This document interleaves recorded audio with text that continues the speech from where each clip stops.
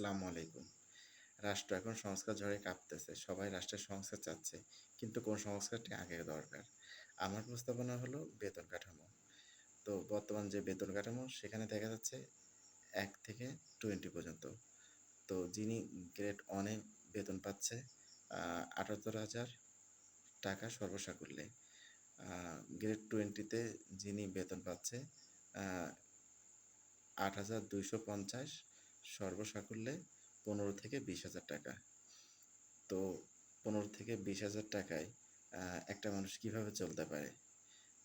Grade 1 এর যেমন family আছে, বাচ্চা আছে, বাচ্চাদের পড়াশোনা, বাজার খরচ, যাতায়াত, তেমনি গ্রেড 20 রও তো ছেলেমেয়ে আছে, বাজার খরচ আছে, বাসা ভাড়া আছে, যাতায়াত। তাহলে কিভাবে তিনি সৎ থেকে তার জীবন নির্বাহ করবে? তো যদি রাষ্ট্র তাকে একটি গ্রহণযোগ্য বেতন কাঠামো দিতে পারে, তাহলে যিনি সৎ থাকতে চাইবে তিনি সৎ থাকতে পারবে। তো আমার প্রস্তাবনা হলো সেটা বেতন স্কেল হবে আ সর্বসাকুল্যে ৩০,০০০ টাকা।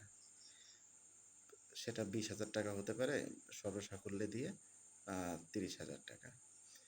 এইভাবে গ্রেড 1 তার সর্বসাকুল্যে বেতন ৫০ থেকে ৫৫,০০০ টাকা। তাহলে গ্রেড 1 ও সুন্দরভাবে তার জীবন নির্বাহ করতে পারবে, গ্রেড 20 ও সুন্দরভাবে তার জীবন নির্বাহ করতে পারবে। সাথে যদি বাড়ি ভাড়ার কোয়ার্টার দেওয়া হয় গ্রেড 20 থেকে গ্রেড 1 পর্যন্ত সবারই বাড়ি ভাড়া দেওয়া হয়, তাহলে আ একটি সুন্দর জীবন ব্যবস্থা, সুন্দর সমাজ গড়ে তোলা সম্ভব। এটাই হলো আমার সংস্কার।